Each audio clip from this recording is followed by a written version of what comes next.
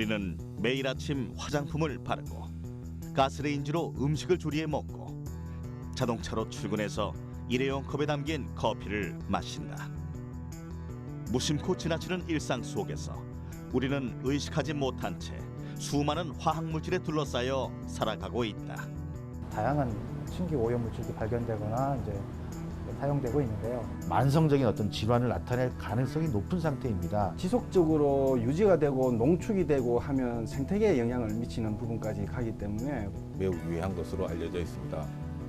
우리가 먹고 생활하고 숨쉬는 이 환경은 과연 안전한 것일까? 그 궁금증 해결을 위해 필요한 것은 바로 독성 평가다. 우리의 안전한 생활과 환경 보호를 위해 필요한 독성 평가에 대해 알아보자.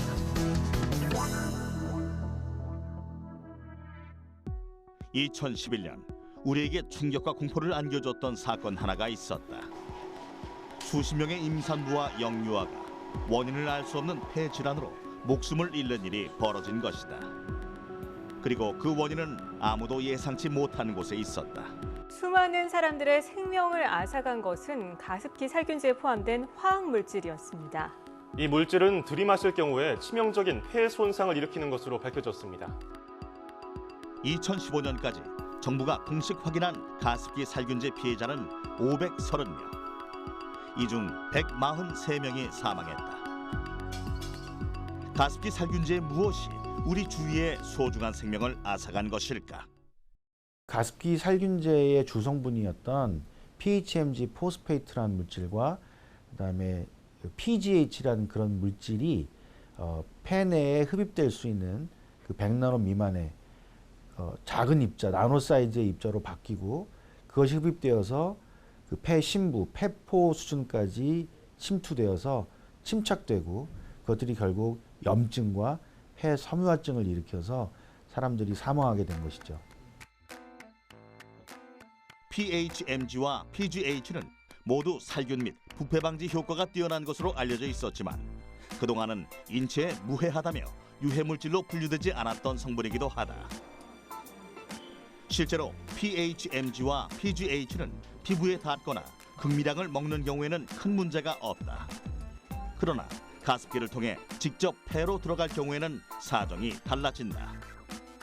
호흡기를 통해 흡입되어 체내에 들어오면 폐 안에 쌓이고 폐 조직 안에서 독성이 커져서 매우 위험하다는 사실이 밝혀진 것이다. 가습기뿐만이 아니다. 우리의 생활 속 곳곳에도 독성 물질들을 발견할 수 있다.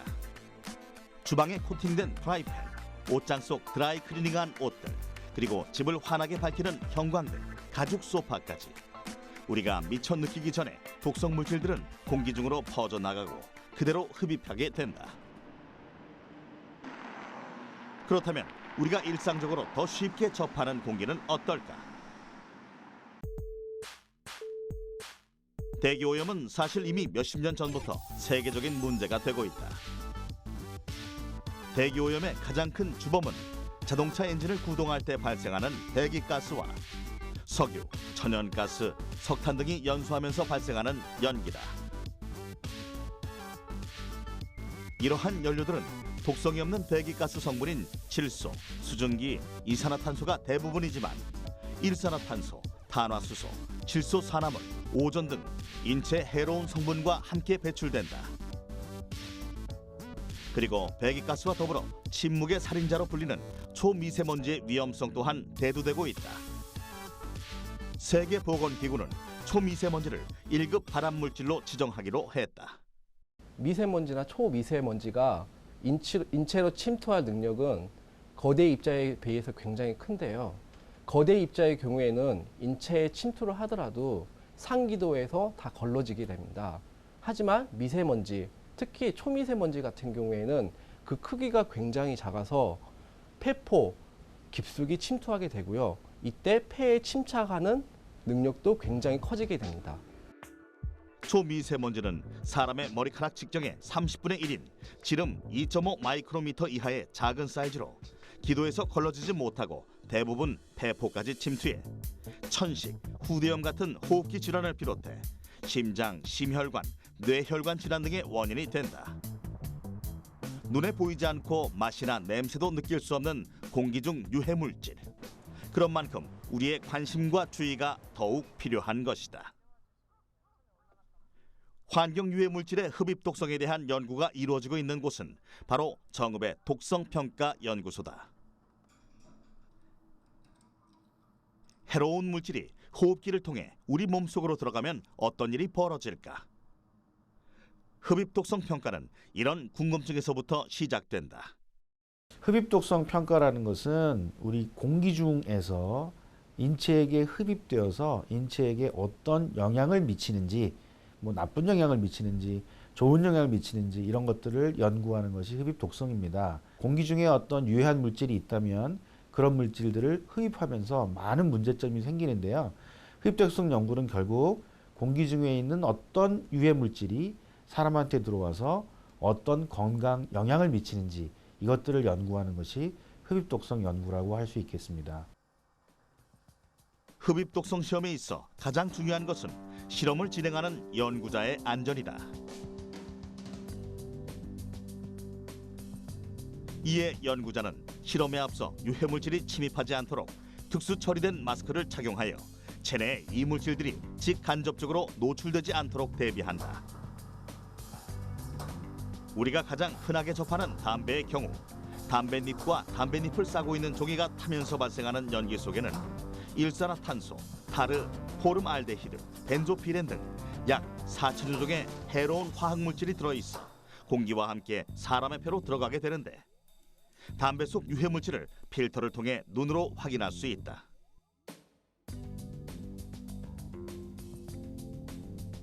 담배의 유해 성분 중 특히 니코틴은 뇌와 신경체계 등 신체의 많은 부분에 영향을 끼친다.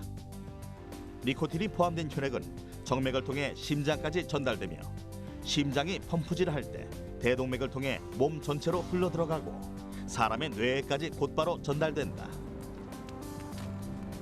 이것은 비단 흡연자만의 문제는 아니다. 최근에는 담배 연기를 흡입하지 않았는데도 담배 독성 물질을 흡입할 수도 있다는 연구 결과가 나오기도 했다. 흡연자가 담배를 피움으로 해서 이제 뭐 의류에 묻은 이제 담배 성분 또는 이제 흡연자에서 숨 쉬는 거에서 날숨에서 나오는 이제 담배 연기 성분들이 이제 전혀 이제 담배 연기에 노출되지 않은 뭐 어린이라든지 아니면 배우자 이런 사람들에게 영향을 미치는 이제 3차 흡연도 건강에 영향을 미친다는 보고가 있어가지고요. 이쪽 방면으로 최근 연구가 활발하게 진행되고 있습니다. 담배 연기를 비롯한 다양한 유해 물질을 대상으로 한 흡입 독성 연구에 있어서 핵심이 되는 요소는 흡입과 노출이다. 우리가 숨쉬는 대기 중의 유해 물질은 연기, 밀입자, 분진, 가스 등 다양한 형태로 존재하는데 이러한 특성이 있는 물질들을 특별한 장치들을 이용해 실제와 유사한 흡입 가능한 형태로 발생시킨다. 그리고 실험 동물들이 이를 흡입할 수 있도록 조성하고 그러한 환경에 동물이 접촉하도록 하여 그 유해 물질을 동물에게 전달하는 절차를 거치게 되는데 흡입시켜야 하는 유해 물질의 정확한 양을 계산하여 딱 그만큼만 발생 장치를 통해서 만들게 된다. 이후 전달 장치를 통해서 실험 동물에게 노출해 어떤 변화를 보였는지 정밀 검사를 한다. 유해 물질이 체내에 흡입될 경우 흡입 독성의 발생 가능성을 예측할 수 있는 것이다. 이때 정확한 흡입 독성 시험을 수행하기 위해서는 유해 물질을 실험 동물에게 노출할 때 일정한 시간에 일정한 양을 같은 방법으로 대상 동물에 노출시켜 평가해야만 한다. 대표적인 흡입 독성 시험 방법으로는 전신 흡입 노출과 피부 흡입 노출을 들 수 있다. 각 이제 장점이 있는데 피부 흡입 노출 장치 같은 경우에는 시험 물질이 코로만 노출될 수 있도록 할 수 있는 장점이 있고요. 전신 흡입 노출 장치 같은 경우에는 실제 동물의 생활 환경 속에서 자연스럽게 시험 물질이 노출될 수 있는 그런 장점이 있습니다. 따라서 이제 동물의 스트레스를 최소화하면서 실험을 할 수 있는 장점이 있는 장치입니다. 이러한 다양한 방법의 독성 평가를 통해 인체에 해로운 흡입 독성의 발생 가능성을 예측할 수 있는 것이다. 대기 중에 노출된 독성 물질은 인간뿐 아니라 자연 생태계에 영향을 미친다. 특히 20세기에 들어서면서 화학물질의 생산과 사용이 대폭 증가하면서 생태계를 파괴하기 시작했다. 이에 진주의 경남환경독성연구센터에서는 다양한 환경 속의 독성물질을 연구하고 평가하고 있다. 환경 문제에서 화학물질 관리의 핵심은 화학물질의 독성과 노출에 대한 정보를 알고 적합한 관리 체계를 만드는 것이 화학물질 관리의 핵심이다. 환경에 노출된 화학물질은 상당 부분 수계로 유입되기 때문에 화학물질이 생태계 독성 평가에서 가장 기본이 되는 것은 수소 생물을 이용한 생태계 독성 평가다.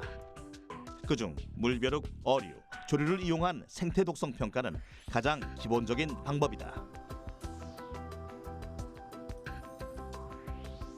어류 중에서도 제브라 피쉬는 가장 대표적인 평가 방법 중 하나다. 맑은 물에 서식하는 잉어과의 제브라 피쉬는 실험동물 모델로서 전 세계 과학자들에게 많은 정보를 주고 있다. 성별과 크기에 따라 분류돼 평가 목적에 맞게 활용되는 제브라 피쉬는 발생 과정이 빨라 장기가 형성되는 과정을 파악하는 데 시간이 적게 걸리고 발생 중인 대하가 투명하여 일반 현미경으로 쉽게 관찰할 수 있어 실험동물로 주목받고 있다. 제브라 피쉬는 지금 전 세계적으로 의학, 약학, 그다음에 독성학 분야에서 많이 각광받고 있는 실험종입니다. 독성학적인 자료, 유전학적인 자료, 발생학적인 자료 등이 많이 이제 연구가 되어 왔고 그 데이터들이 축적이 되어 왔기 때문에 지금은 그 자료들을 활용해서 제브라 피쉬를 가지고 연구를 많이 진행하고 있는 그런 추세입니다. 뼈대가 있는 어종인 제브라 피쉬는 쥐나 인간처럼 척추동물이기 때문에 유전체 구조가 사람과 닮아 서로 비슷한 유전체의 기능을 연구할 수 있다. 또 체외 수정으로 한 번에 200개에서 300개의 알을 낳기 때문에 대량의 유전체 기능 분석이나 신약 후보 물질 검증에도 적합하다. 사람의 기관 형성과 비슷한 형태의 생장 과정을 거치고 있고 발생 과정을 쉽게 관찰할 수 있는 제브라 피쉬를 통해 발생 과정을 이용한 독성 평가는 물론이고 인간의 심장과 비슷한 기본적인 형태의 심장 구조를 갖추고 있는 제브라 피쉬의 심장을 이용한 독성 평가, 그리고 포유류의 간과 기능적으로 유사하여 약물에 의한 간 독성 평가에도 제브라 피쉬는 많이 활용되고 있다.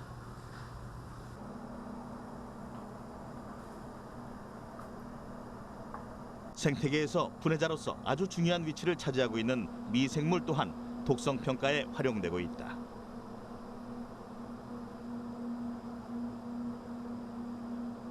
오염물질이 미생물에 의해 분해되는 정도를 파악함으로써 환경에 어느 정도의 독성을 일으키는지를 예측하는 미생물 분해 시험이 바로 그것이다.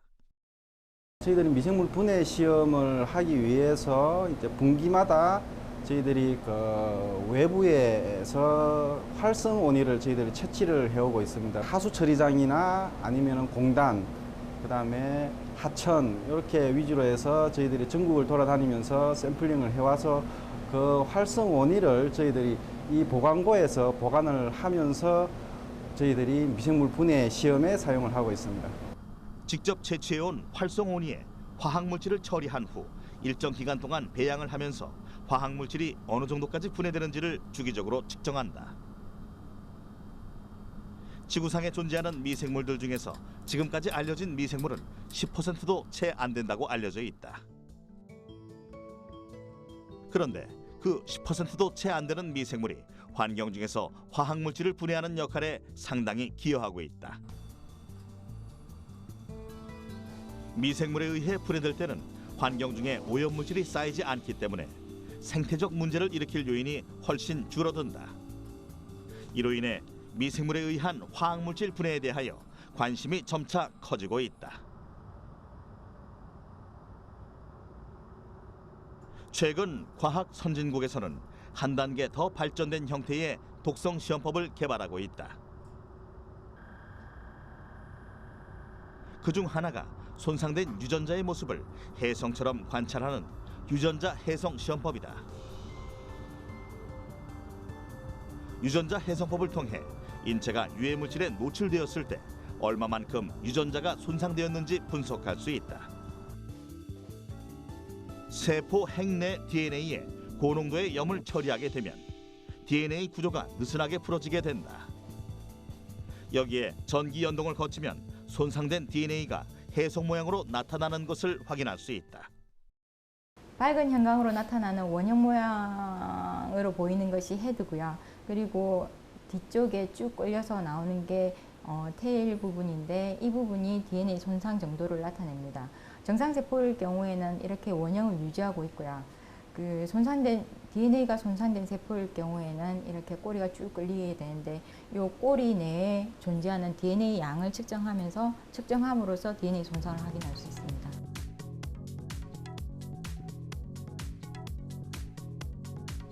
이렇듯 진보된 미래 기술에는 눈으로 보이지 않는 분자의 영역이 점차 강조되고 있는데 그중 중요한 것이 바이오마커다. 바이오마커는 정상적인 생물학적 과정, 질병의 진행 상황, 그리고 치료 방법에 대한 약물의 반응성을 객관적으로 측정하고 평가할 수 있는 지표로 생체가 정상적인지 병적인 상태인지 구분할 수 있거나 치료 반응을 객관적으로 예측할 수 있는 기준이 된다. 바이오마커는 의학뿐 아니라 세포 생물학, 지질학, 우주 생물학 등 다양한 분야에서 활용되고 있다. 생태 독성에서 바이오마커라는 것은 그 오염 물질이 그 생태계에 있는 생물 중에 노출되었을 때 어떤 독성을 나타내는지 그리고 어떤 영향을 주는지에 대한 그런 정보를 저에게 제공할 수 있는 생물 지표를 일반적으로 바이오마커를 하고 있고요. 일반적으로 저희가 눈에 보이는 그런 그 생존 여부라든지 그다음에 이상 행동에서부터 그다음에 분자 수준에 이르는 유전자까지 모든 것을 아울러서 바이오마커로 활용될 수 있습니다. 바이오마커를 통해서 오염물질로 생체가 받는 영향은 물론 개체군에서 나타나는 영향에 대해서도 인과관계를 추론할 수 있다. 또한 유해 화학물질이 독성을 어떻게 일으키는지 잠재적으로 생태계에 어떤 영향을 끼칠 수 있는지에 대한 정보를 제공해줘 활용 가치가 높다. 이외에도 첨단 화학 기술이 급속도로 발달함에 따라 활용이 간편하고 신속한 새로운 독성 평가 기술이 등장할 것으로 기대되고 있다. 독성 평가는 각종 화학 물질 등이 인체에 어떠한 영향을 미치는지를 알아보기 위한 과정으로 쾌적한 환경의 보존과 행복한 인류의 삶을 위한 생명과학 분야의 기초 기술이라 할 수 있다.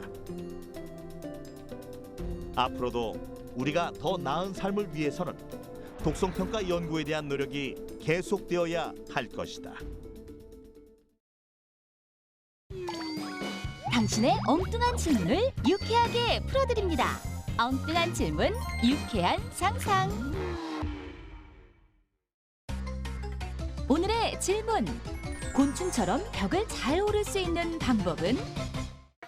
곤충처럼 벽을 오르는 방법을 고민 중인 유쾌 씨. 뭔가 좋은 생각이 떠오른 것 같은데. 오, 자유자재로 벽을 타는 스파이더맨으로 변신. 하지만 생각처럼 쉽지 않은 벽타기. 결국 힘없이 미끄러지고 만다. 영화 같은 장면을 기대했던 유쾌 씨, 실망한 기색이 역력한데. 거칠거칠한 나무, 건물 벽, 심지어 미끄러운 유리까지 능숙하게 타고 오르는 곤충들. 인간에 비해 한없이 약해 보이는 곤충들이 자유자재로 벽을 탈 수 있는 이유는 무엇일까? 곤충의 발끝을 관찰해 보면 한 쌍의 갈고리 발톱이 있습니다.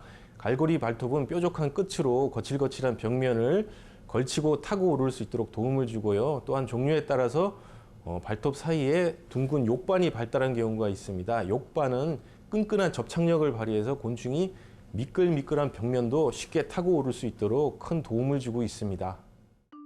곤충의 발톱은 대표적으로 갈고리 모양의 발톱과 욕반이라고 불리는 빨판형 발톱으로 나뉘는데 거칠거칠한 벽을 타고 오를 때 알맞은 것은 갈고리형 발톱. 점성액을 만들어 미끌미끌한 벽면을 타기 쉽게 하는 것은 욕반형 발톱이라는 것. 갈고리 발톱을 가진 곤충은 파리, 딱정벌레 등이 있고 욕반형 발톱의 곤충으론 개미, 벌, 바퀴벌레 등이 있다. 유캐시 사전에 포기란 없다. 실내 암벽 등반장에 나타난 유캐시. 패기 좋게 도전하지만 결과는 또 실패. 곤충과 다른 신체 구조를 가진 사람이 곤충처럼 벽을 오르려면 어떻게 해야 할까?